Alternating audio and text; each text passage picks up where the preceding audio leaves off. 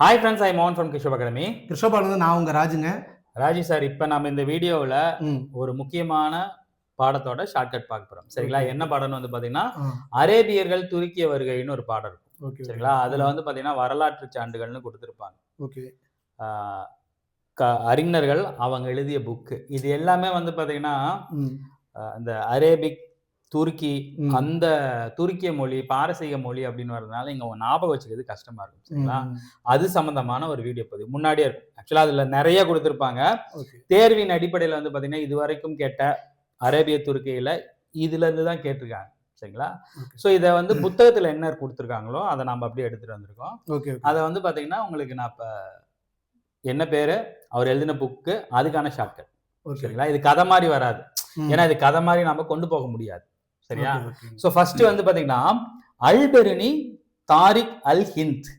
என்ன எல்லா லாங்குவேஜும் வருது? அப்படிதான் வரும். ஆக்சுவலா இது கொஞ்சம் கஷ்டமா இருக்கும். ஓகே. சரிங்களா? சோ அல்பெருனி வந்து பாத்தீங்கன்னா பெரிய அறிஞர். சரிங்களா? இதுல நாம எப்படின்னா ஹிந்தி இருக்கு இல்லையா, ஹிந்தி நாம பெருசா நினைச்சுக்கிட்டு என்ன பண்ணுவோம், ஹிந்தி எக்ஸாமுக்கு போகும்போது ஹிந்தினாவே நம்ம ஹிந்தியை பெருசா நினைச்சுக்கிட்டு அல்லூட்டும் நம்மளுக்கு நைட்டு பூரா அல்லூட்டும். சரிங்களா? சோ அல்லு பெரு அல்லூட்டும், ஏன்னா பெருசா நினைச்சிருப்போம். சோ தாரிக் அல் ஹிந்த். சோ இதுக்கு வந்து பாத்தீங்கன்னா தாரிக் அப்படிங்கிறது வந்து பாத்தீங்கன்னா நிறைய இடங்கள்ல வரும். ஏன்னா தாரிக் அப்படின்னா சுயசரிதை அப்படிங்கிற மாதிரி மீனிங் வரும். சோ நிறைய இடத்துல வந்து பாத்தீங்கன்னா இந்த தாரிக், தாரிக் ஹி, தாரிக் அல் அப்படிங்கிற மாதிரி. சோ அதனால நம்மளுக்கு அந்த கேட்சியா இருக்கிற வேர்டு மட்டும் ஞாபகம் வச்சுக்கலாம். ஓகே. சோ ஹிந்த் அப்படின்னாவே ஹிந்தி பெருசா நினைச்சுக்கிட்டு அல்லூட்டும், ஏன்னா பெருசா நினைச்சு அல்பெரினி தாரிக் அல் ஹிந்த். ஓகே. அடுத்து வந்து பாத்தீங்கன்னா மின்ஹஜ் உஸ் சிராஜ். இது வந்து பாத்தீங்கன்னா எழுதுனீங்க பேரு, இது அவங்க எழுதின நூலு. ஓகே. சோ அதனால நான் வச்சீங்க. சோ இது நூல், இது வந்து அறிஞர்களோட பெயர். அது படிச்சவங்களுக்கு ஓரளவுக்கு தெரியும். ஆல்ரெடி நம்ம ஸ்டூடெண்ட்ஸ் படிச்சிருப்பாங்க இல்லையா, அவங்களுக்கு தெரியும். ஆனா மனப்பாடம் பண்ணிக்கிறது கஷ்டமா இருக்கும். இது நூலோட பேர். சரிங்களா? ஓகே. மின்ஹஜ் உஸ் சிராஜ். சிராஜ். சரிங்களா? இப்ப வந்து மின்கட்சி அப்படின்னா மின்கட்டுன்னு நான் வச்சுங்க. மின்கட்டு அப்படின்னா கரண்ட் போயிருது. கரண்ட் போச்சுன்னா நம்மளுக்கு எப்படி இருக்கும், நச நசன்னு இருக்கும். சோ மின்ஹஜ் உஸ் சிராஜ் தபக் இ நஸ்ரி. உங்களுக்கான கீவேர்டு வந்து பாத்தீங்கன்னா நஸ்ரி, நச நசன் இருக்கும். ஆமா, சிராஜ் 2-3 இடத்துல வருவாப்ல. ஓகே. சோ மின்ஹஜ் உஸ் சிராஜ்னாவே மின்கட்டு, நச நசன் இருக்கு, நஸ்ரி அப்படின்னு. அடுத்து ஜியாவுதீன் பரணி. இது வந்து இவரு வந்து பாத்தீங்கன்னா கொஞ்சம் பெரிய ஆளு. ஜியாவுதீன் பரணி அரேபிய துருக்கியில வரலாறு பதிவு பண்ண கொஞ்சம் பெரிய ஆளு.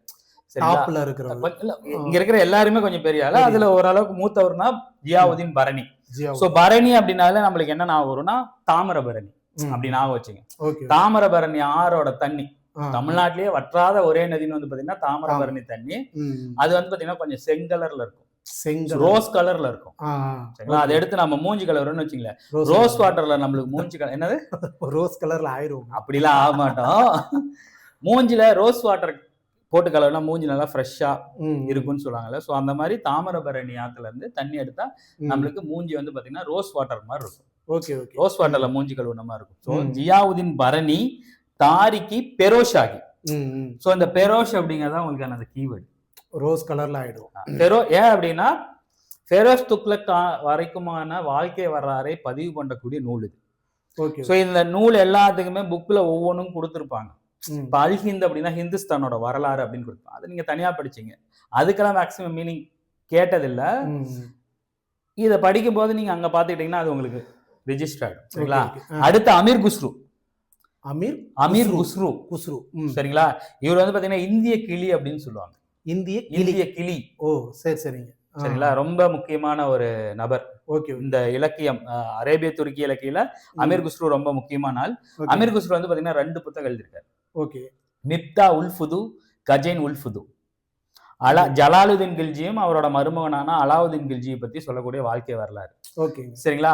குஸ்ரு அப்படின்னா இப்ப உல் புது, இது ரெண்டுமே வந்து பாத்தீங்கன்னா உல் புதுன்னு தான் வரும். உல் புது வேற எந்த இடத்துலயுமே வராது. ஓகே. இது முன்னாடி இருக்கிறதே விட்டுருங்க. இந்த உல் புது அப்படிங்கிறது இதுலதான் வரும். ஓகே. சோ இப்ப இந்த புது அப்படின்னா இந்த புதுசா பிறந்த இந்த 2K கிட்ஸ் எல்லாம் இருக்காங்கல்ல. ஆமா.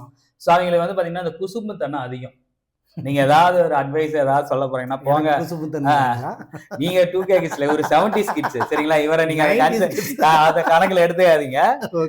சோ குசும்புத நதியை நீங்க ஏதாவது போய் சொன்னீங்க அப்படின்னா கிரிஞ்சா பேசாதீங்கன்றாங்க. உங்க அங்கிள் பூம்பரங்கள் அப்படின்றாங்க. சோ குசும்பா தான் பேசுவாங்க புதுசா பிறந்தவங்க. உள் புது அப்படின்னு நான் வரும்போது உங்களுக்கு குஸ்ரு குசும்புத்தனம் 2K கிட்ஸோட கம்பேர் பண்ணி சார். இது வந்து ஜலாலுதீன் கில்ஜி அலாவுதீன் கில்ஜி அது எப்படி சார் ஞாபகம் வச்சுக்கிட்டா அது வேற வழி இல்லை. ஸோ மிப்தா அப்படின்னு வரும்போது ஜலா, கஜைன் அப்படிங்கும் போது அலாவுதீன் சரிங்களா? கஜைன் உதீன் அப்படின்னு ஞாபகம் வச்சுங்க சரியா? ஸோ அடுத்து வந்து பார்த்தீங்கன்னா சம்ஸ் இ சிராஜ். இது பாருங்க தாரிகி பெரோஜ் ஷாகி. இது தாரிகி பெரோஸ் ஷாகி. ஸோ இதை பேஸ் பண்ணி தான் இதை எழுதியிருப்பாரு. ஆனா 2 பேரோட ஆத்தர் வேற, ஒரே ஒரு எழுத்து மட்டும் வித்தியாசமா போகும் சரிங்களா? அது ஃபெரோஸ் ஷாகி, இது பெரோஸ் ஷாகி சரிங்களா?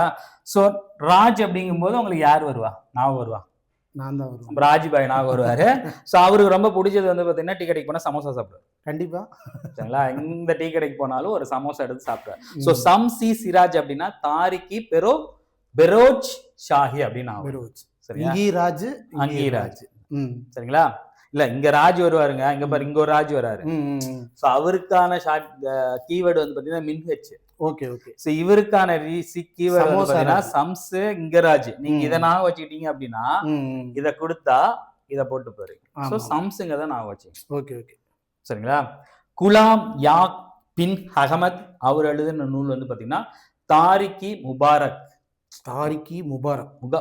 முபாரக் அப்படிங்கிறவர் வந்து பாத்தீங்கன்னா அலாவுதீன் அந்த அரேபிய துருக்கியில வந்து பாத்தீங்கன்னா ஒரே ஒரு இடத்துல மட்டும் கவர் ஆவார். ஆனா அந்த பேர் அந்த இடத்துல வராது. இந்த இடத்துல மட்டும் அவரோட பேர் வரும். சரிங்களா? சோ குலாம் யா அப்படின்னா குல்லா நான் வச்சுங்க. குலாம் யா சேர்த்து குல்லா நான் வச்சுங்க. சோ குல்லா வெயிட்டான குல்லா நம்ம தலையில போட்டா எப்படி இருக்கும்? நம்மளுக்கு கொஞ்சம் பாரமா இருக்கும். சோ தாரிகி முபாரக் பாரம் குல்லா அப்படின்னு நான் வச்சுங்க. சரிங்களா? இதுக்கான கீவேர்டு வந்து பாத்தீங்கன்னா இது பாரம். இப்ப வந்து பாத்தீங்கன்னா நான் உங்களுக்கு அந்த கீவேர்டை மட்டும் கேட்பேன். அதை மட்டும் நான் வச்சுங்க. சரிங்களா? தாரிக் அல் ஹிந்த். ஹிந்தினாவே அல்லூற்று. சரியா? நஸ்ரி நசனுங்கும் போது மின்கச் உசிரா. சரிங்களா? பெரோஷ் ரோஸ் கலருங்கும் போது தாமிரபரணி ஆத்து பரணி. ஜியாவுதீன் பரணி. தாமிரபரணி இல்ல பரணி. சரி கரெக்ட் சூப்பர். அமீர் குஸ்ரு அப்படிங்கும் போது 2K கிட்ஸ் வந்து புது ஆள். உள் புது. சம்ஸ் சமோசா ராஜ் பெரோஜ் ஷாகி. குல்லா வெயிட்டா இருந்தா பாரமா இருக்கும் முபாரக். அவ்வளவுதான் விஷயம். சோ இதை நீங்க வந்து பாத்தீங்கன்னா இதை படிச்சுட்டு அந்த புக்ல இதை பார்க்கும்போது கண்டிப்பா உங்களுக்கு ஞாபகம் வந்துடும். இந்த ஒவ்வொரு நூலுக்கு பின்னாடியும் அது எதை பத்தி பேசுது அப்படிங்கிறது கீழே கமெண்ட்ல அதாவது இதுல கொடுத்துருப்பாங்க, பிராக்கெட்ல கொடுத்துருப்பாங்க. அதை நீங்க படிச்சீங்க சரிங்களா? அது மேக்சிமம் உங்களுக்கு இதை பார்க்கும்போது அது ஞாபகம் வந்துடும். ஸோ அது மாதிரி இது வரைக்கும் கேட்டதுல இன்னும் எக்ஸ்ட்ரா தகவல் பார்த்தீங்கன்னா அமீர் குஸ்ரு எழுதின இன்னொரு முக்கியமான நூல் எதுன்னு வந்து பார்த்தீங்கன்னா 9 வானங்கள். இது மட்டும் தான் சார் தமிழ்ல சுத்தமா இருக்கு. இல்ல ஆக்சுவலா அந்த நூலோட பேர் வந்து பாத்தீங்கன்னா நூஸ் சிபூர் அப்படி மாத்திட்டாங்களா? இல்ல இதுதான் இப்படி மாத்திருப்பாங்க. சோ நூஸ் சிபூர் அப்படிங்கறத இங்கிலீஷ்ல கொடுத்திருப்பாங்க. நூஸ் சிபூர் அதோட மீனிங் வந்து பாத்தீங்கன்னா 9 வானங்கள். சோ அந்த 9 வானங்கள் அப்படிங்கிறது வந்து பாத்தீங்கன்னா அங்க இருக்கிற அந்த இந்தியாவை பத்தி சொல்லும். ஸோ அந்த 9 வானங்களையும் சுத்தி பார்த்தா கிளி அப்படிங்கறதுனால அவர் இந்திய கிளி அப்படின்னு சொல்லுவாங்க. ஓ ரைட் சரிங்களா? அவரே அவரை சொல்லிப்பாரு அவர் இந்தியன் அப்படிங்கிற மாதிரி அவர் அமீர் குஸ்ரு சொல்லிப்பாரு. இது ஃபர்ஸ்ட் பேஜ்ல கொடுத்திருப்பாங்க. இது வந்து பாத்தீங்கன்னா பின்னாடி தனியா கொடுத்திருப்பாங்க. இதோட நிறைய கொடுத்திருப்பாங்க. சரிங்களா? ஆனா தேர்வின் அடிப்படையில இந்த நூல் யாரை பத்தி பேசுது அப்படிங்கறத பத்தி மட்டும் இதுதான் ரொம்ப முக்கியம். இதை பாத்துங்க. ஏன்னா இது கண்டிப்பா இந்த ஷார்ட்கட் உங்க எல்லாத்துக்குமே ஈஸியா இருக்கும்னு நம்புறேன். சரிங்களா? இதே மாதிரி முகலாயர்கள்ல சிலது இருக்கு சரிங்களா? அது வந்து அது உங்களுக்கு இனிமே ஈஸியா இருக்கும். வந்து பாத்தீங்கன்னா அது நம்ம தனியா எழுதி அதே மாதிரி போட்டலாம். ஸோ இதே மாதிரி அடுத்த ஒரு வீடியோ பதில் நாம் சந்திப்போம். தேங்க்யூ.